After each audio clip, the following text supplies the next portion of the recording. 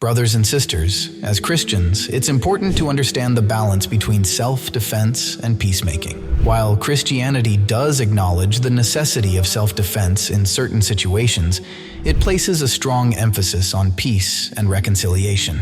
In the words of Jesus Christ, "Blessed are the peacemakers, for they shall be called sons of God." This teaching reminds us that our first inclination should always be towards peace and understanding. Self-defense, when required, should be approached with the wisdom and discernment that comes from our faith. It's about protecting oneself and loved ones while upholding Christian values. Number 1, love your enemy.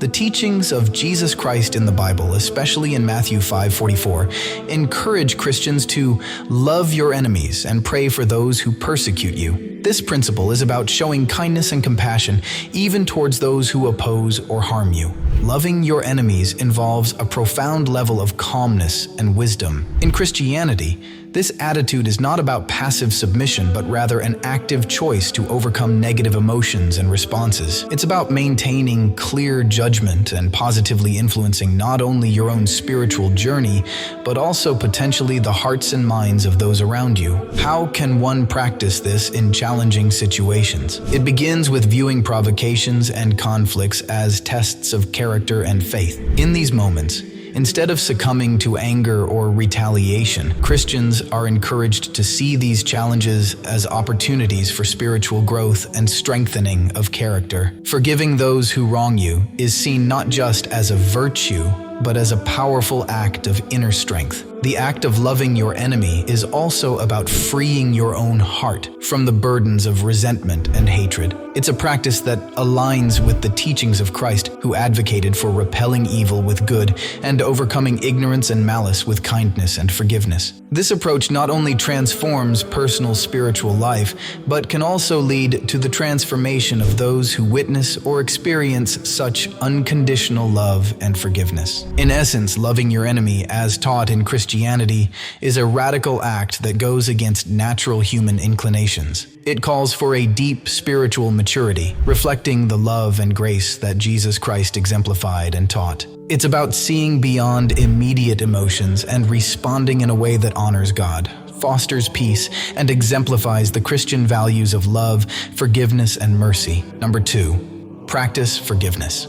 Christianity places a high emphasis on forgiveness as a critical aspect of spiritual life. In Matthew 6:14-15, Jesus teaches the importance of forgiving others, linking it directly to receiving forgiveness from God. This concept of forgiveness is not just a moral virtue, but a transformative practice that can break cycles of hatred and vengeance. In practicing forgiveness, Christians are called to respond to wrongdoing with a spirit of mercy and grace, much like the Islamic teaching of responding gently in the face of provocation. This doesn't mean condoning or ignoring harm, but rather choosing a path that frees both the wrongdoer and the wronged from the cycle of anger and retribution. Forgiveness in Christianity is seen as an act of strength, not weakness. It involves a deep inner struggle, akin to the concept of jihad as a struggle against the soul in Islam. It requires great inner strength to forgive, particularly in situations where one has been deeply hurt or wronged. By choosing to forgive, Christians aim to emulate the forgiving nature of Christ, who offered forgiveness, even in the face of betrayal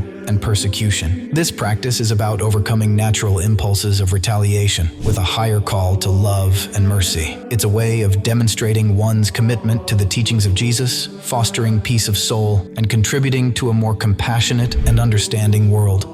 In essence, practicing forgiveness as a Christian means actively working towards releasing bitterness and choosing a path of compassion and understanding. It's a commitment to healing and reconciliation, reflecting the heart of Christian teachings on love, mercy, and forgiveness. Number 3, turn the other cheek.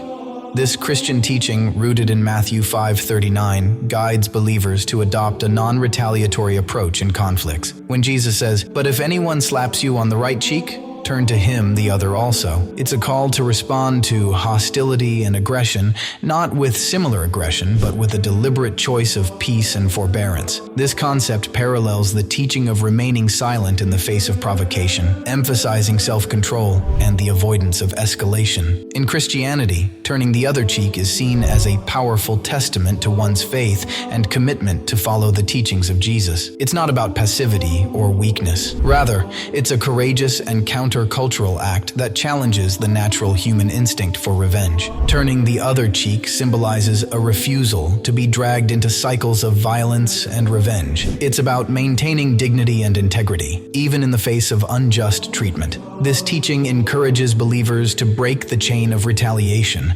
and to be examples of Christ-like forgiveness and mercy. In practice, this means showing restraint and choosing a path of peace, even when provoked or wronged. It's a test of faith and character, demonstrating a deep trust in God's justice and a commitment to living out the radical love and forgiveness that Jesus exemplified. Ultimately, turning the other cheek in Christianity is about transforming potential conflict into an opportunity for witness and grace. It's a profound way of living out the Christian calling to be peacemakers and to reflect the forgiving and merciful nature of God in a world often marked by conflict and retaliation. Number 4, pray for your enemies.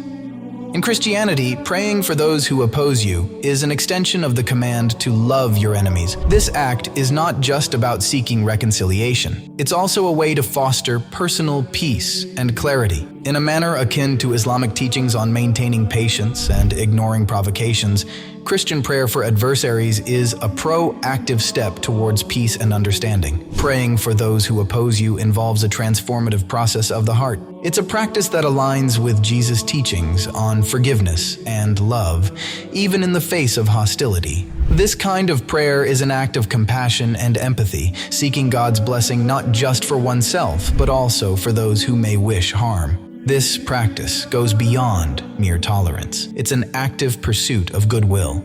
By praying for your enemies, you are acknowledging their humanity and extending God's love to them, regardless of their actions towards you. It's a way to overcome natural feelings of resentment and to open the door to potential reconciliation. Moreover, praying for those who oppose you can lead to personal transformation. It helps in releasing anger and bitterness, fostering a spirit of peace and contentment within. This kind of prayer challenges you to look beyond your immediate feelings and to see situations from a broader, more compassionate perspective. In essence, praying for your enemies is a core Christian practice that embodies the principles of forgiveness, love, and peace taught by Jesus. It's a powerful tool for healing and building bridges, not just with others, but also within oneself. This practice is about embodying the grace and mercy that are central to the Christian faith, even in challenging relationships and circumstances. Number 5, overcome evil with good. The Christian approach to dealing with hostility, as advised in Romans 12:21, is to overcome evil with good. This teaching aligns with the concept of responding to toxicity with distance and kindness. In Christianity, overcoming evil with good means actively choosing positive actions and attitudes in the face of negativity. This doesn't necessarily imply passivity or allowing oneself to be mistreated. It can also involve setting healthy boundaries. However, the key element is the intention behind these actions, responding not out of spite or revenge, but out of a desire to reflect Christ's love and grace. This principle extends to all interactions, even with those considered toxic. It involves creating a metaphorical shield that protects you from negativity, not through isolation, but through a positive, Christ-centered approach to conflict and adversity. This might mean offering kindness where there is hostility, forgiveness where there is hurt, and understanding where there is misunderstanding. Moreover, choosing to respond with good reinforces the Christian belief in the transformative power of love and grace. It's about being a light in the darkness, embodying the teachings of Jesus in everyday interactions. This approach also involves surrounding yourself with supportive, like-minded individuals who encourage and strengthen your faith. Overcoming evil with good is a powerful testament to one's faith in God's ability to bring change and healing. It's an approach that seeks to not only protect one's own spiritual well-being, but also to positively influence the world around them. Adhering to the example example set by Jesus Christ in dealing with adversity and conflict. Number 6. Seek reconciliation.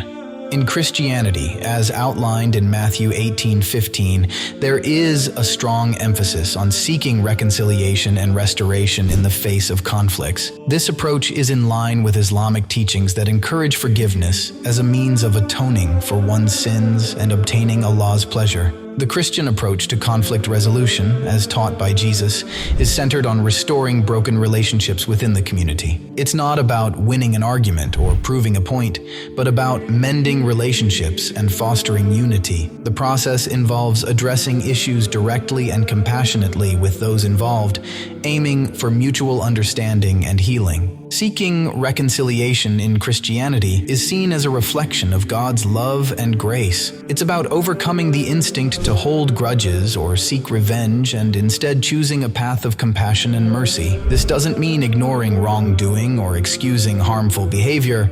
Rather, it's about actively working towards healing and understanding. In this process, forgiveness plays a crucial role. It's viewed not just as a favor to the one who wronged you, but as an act of liberation for yourself. By forgiving, you free yourself from the burden of resentment and bitterness, allowing the light of grace and mercy to heal your heart. However, it's acknowledged that there are times when reconciliation may not be possible or appropriate, especially in cases of persistent harm or abuse. In such situations, setting boundaries and choosing to forgive from a distance can be necessary for one's well-being. In essence, seeking reconciliation in Christianity is about striving to embody the love and forgiveness that Jesus demonstrated. It's a commitment to resolving conflicts in a way that restores relationships and strengthens the community, reflecting the principles of understanding, forgiveness, and grace. Number 7. Practice humility and self-control.